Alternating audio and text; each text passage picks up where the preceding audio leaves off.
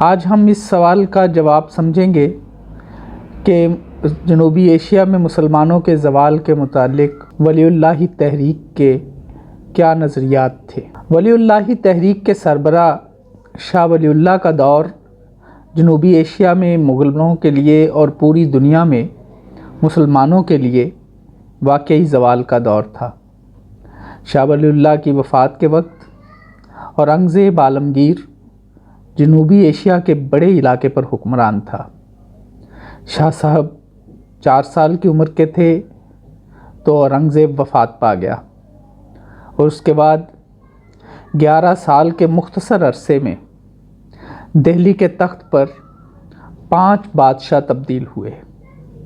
1131 ہجری میں جب شاہ ولی اللہ نے اپنے والد کے مدرسے میں پڑھانا شروع کیا تو 6واں بادشاہ محمد شاہ تخت نشین ہوا۔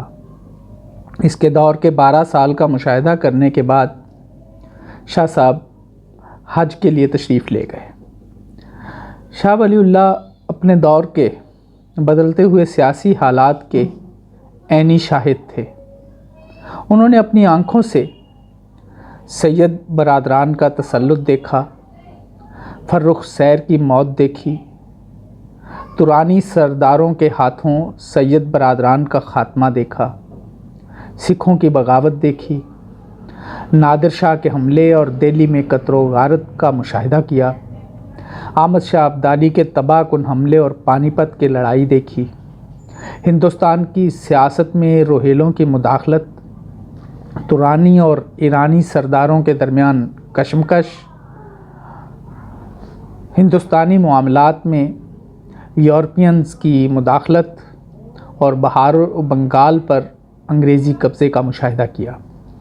سماجی اور معاشی بدحالی کے ساتھ اس طرح کا سیاسی عدم استحکام شاہ ولی اللہ جیسے حساس شخص سے عملی جدوجہد کا تقاضا کر رہا تھا، لہٰذا انہوں نے مکمل یقین اور اعتماد کے ساتھ محسوس کیا کہ اپنے بھائیوں کی اصلاح اور رہنمائی ان کے مقدر میں لکھ دی گئی ہے۔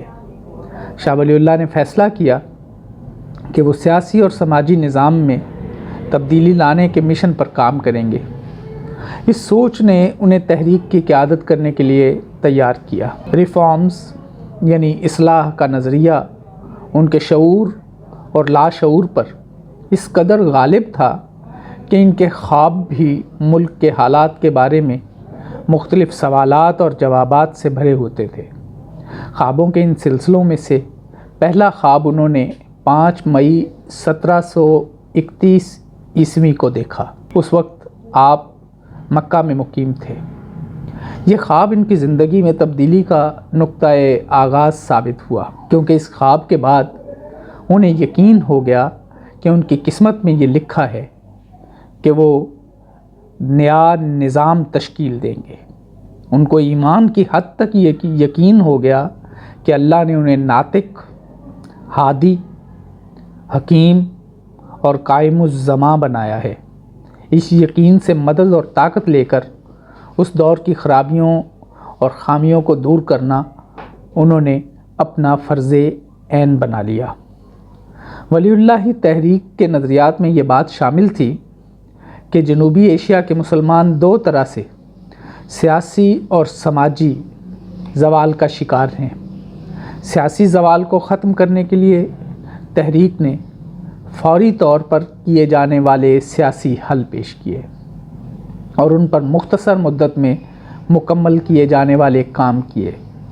شاہ ولی اللہ نے دعویٰ کیا کہ سلطنت کا زوال دراصل اسلام سے چشم پوشی کی وجہ سے ہے۔ اس بنا پر انہوں نے مسلمانوں سے مضبوط اپیل کی کہ سیاسی طاقت حاصل کرنے کے لیے معاونت کریں۔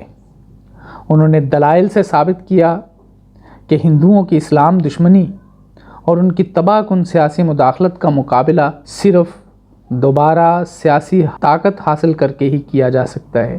سماجی زوال کے خاتمے کے لیے جیسا کہ معاملے کی نوعیت تقاضا کرتی تھی، تحریک نے علمی اور نظریاتی محاذ پر بہت کام کیا۔ تحریک نے، جیسا کہ ہم پہلے جائزہ لے چکے ہیں، مسلمان علماء کے گروپ اور طبقے تیار کیے جو اسلام کے رسوم و رواج کو تحفظ دیتے تھے، اور اس طرح جنوبی ایشیا میں مسلمانوں کے الگ تشخص کی حفاظت کرتے ہوئے اسلامی اصولوں کی بنیاد پر ایک معاشرے کو تشکیل دینے کی کوشش کی۔